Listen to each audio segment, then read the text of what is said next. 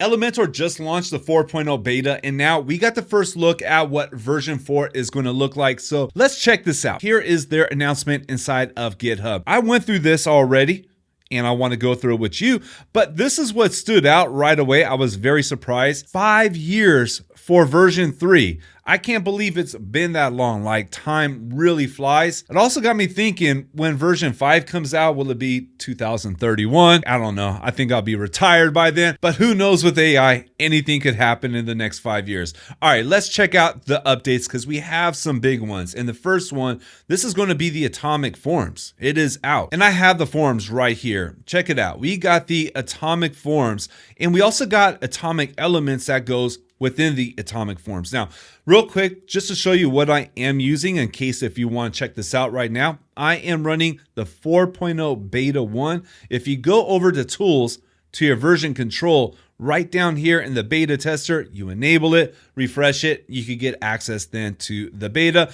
but definitely do this on a staging website. Back over here, let's go ahead and drop in the atomic form so we can get a first look at it. I'm going to open up my structure panel, and when we open it, we can see that we have all of these individual atomic elements inside of it that we have full control over. And this is interesting. I wasn't expecting this. And at first I was like, well, is this overly complicated? But I could see the benefits of this.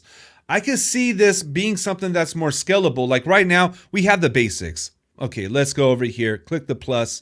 We have the basics like the input field, the label, text area, the submit button, and checkbox. But Elementor could start adding more, or third-party developers could start adding more. For an example, we could get a turnstile element inside of here. That way we could just drop it in. And then we got full control over everything. Like, check out the submit button. I could put this at the top if I want. It's my prerogative. It is your choice. You build it out any way that you like. Right now, though, it's beta, so, there's still some things missing. It's going to be the action after submit. Right now, we only have collect submissions, emails, no caption, no turnstile, and no webhooks. And for me, webhooks is a big deal because nowadays, every form that I have is connected to something. And, this is the automation time of where we're at inside of web design and web development. So hopefully we get that soon. I got a video that's going to come up following this, most definitely going more into the forms. So expect that coming up soon. Let's go back though and check out the rest of our updates. So next up, we have more interactions, and I'm going to keep it real with you. You know me, I got to be honest about stuff. I got to keep it real. The interactions, it's cool. You could do some cool stuff, but I don't feel like this is a top priority as far as features that need to roll out because we are still missing some key features. In fact, if we go to the roadmap, you can see what's coming soon. Atomic loops and atomic grids. And these two right here are by far way more important than interactions. But maybe I'll get around to doing some interactions. I know that it is now more advanced, more complicated. You could do some cool stuff. Maybe I'll explore that later. I think it would be a good live stream to play around with that. But let's move on and see what else we got. So next up, we have syncing our variables and classes to V3. I played around with it, and let me show you what it is. I'm going to go over here and click on this element so I could access my class manager. I'm going to go to it, save and continue. All right, let's close that. Now let's take one of my classes for my text. I'm going to use this one that I'm using, the header XXL. If I click on the more actions, I could go to sync to global fonts. Now let's go to one of our variables. Let me close this out. Elementor, you guys need to add an easy way to access variables because right now the variables are very weird to get to. Like, we need a better way. Let me see here. We got to click through. Okay, now we got the option to sync to global colors. I'm going to sync this highlight color, and I'm just going to select sync, save changes. And now I'm going to go over to my site settings. Okay, we need to get out of here first. Now we should be able to get to the site settings.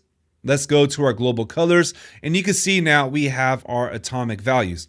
That's awesome. Let's go to our global fonts, and we have our atomic classes, and then we have our class right here. Let's go out, and I'm just going to add some of our older elements. I'm going to add in a text. From here, okay, let's close these pop-ups. Please remove those ads. Just got to plug that in there. Okay, for the typography, now we have our atomic classes. Okay, it might be a bug. Let me see in the front end if this is working. Okay, it works in the front end. Do you know what? This is one of the bugs that I have found using the new V4 editor. And if you do find it, just check in the front end. A lot of the times the styles aren't showing in the back. But again, this is a beta. Let's go to the text color and we have our atomic variable. Again, we don't see it here, but I'm sure we will inside of the front end. So let's check that out. What this does is it's going to make it a lot easier to keep all of our styles consistent if we are using V4 and V3. Let's go and take a look at the next one. And I was really excited when I saw this, like really excited. But then I read through this and my excitement sort of evaporated. I need to test this thoroughly to see exactly how well it works. But basically, the way this works is you create a template. So let's say I have this, I right click, save a template, export the template, and it's supposed to give options to carry over the variables and classes, either when you upload it to a new site. I'm probably messing everything up right now, but basically it's through templates. It's not like how I thought it was going to be. What I was expecting was going to the class manager, having an export tab, and then an import tab and just having like a JSON file. Maybe it wasn't that simple. I don't know, but it is a little bit different than what I thought. That is going to be my next video following up because this is something we definitely need. And just to let you know how important this is that we need it, I spent close to 3 hours setting up a site for one of my past videos, putting together all my variables, all my classes, and using the same basic framework that I use inside of my Bricks websites. And I had to wipe my Mac, start fresh, and I lost the file. I have to start over. I'm just like, gosh, I got to spend another 3 hours setting this up. So that is how important having this import, export variables and classes is. And I still don't know why it wasn't thought of from the very beginning and implemented in the beginning, but I'll come back and let you know how well this method works. And if you have tried this already, please let us know in the comments. Okay, just a couple more things. We have a self-hosted video element. So if we go back over here, let's close this, click on the plus, and now we have a video element. And I mean, it is quite simple. We'll just go select a video.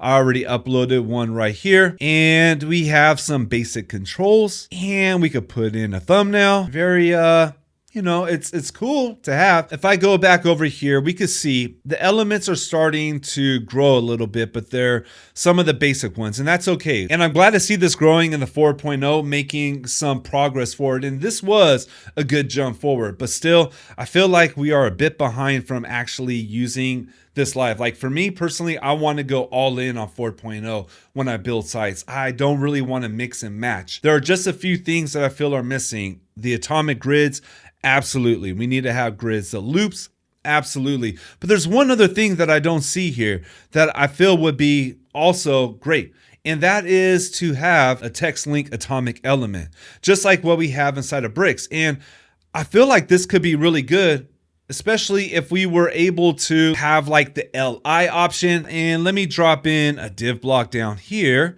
And let's say in the div block, we were able to go and change this and have more options here. Let's say we could turn this into a UL. Well, we could create menus and have full control over menus and actually creating sites fully built with the V4 version. Okay, taking a look, what else do we have? We got more updates to the components, which is dope. We could unlink and detach. And then there are some other small minor updates like inline editing. And that is it. This is what the V4 is going to look like. Now, to keep it real, I was feeling some frustration just a couple days ago. And I was just like, this is taking so long. I want to start using it. I don't know about integrating V3 with V4, and it looks like they're going faster now. Let's hope that is the case, especially now that we can see what is up inside of the roadmap. I can really see the atomic grids, atomic loops, and then if they were to add something like text links, atomic links, That right there, I feel, will put us in a position where we could really start to utilize the V4 editor and start to create a full version 4 atomic workflow. That's what I'm looking to. So those are the updates. What do you think about them? What do you like? What don't you like? Drop them in the comments. And I got the next video coming up. We're going to cover that import-export situation. I'll see you in the next video. Thank you for watching.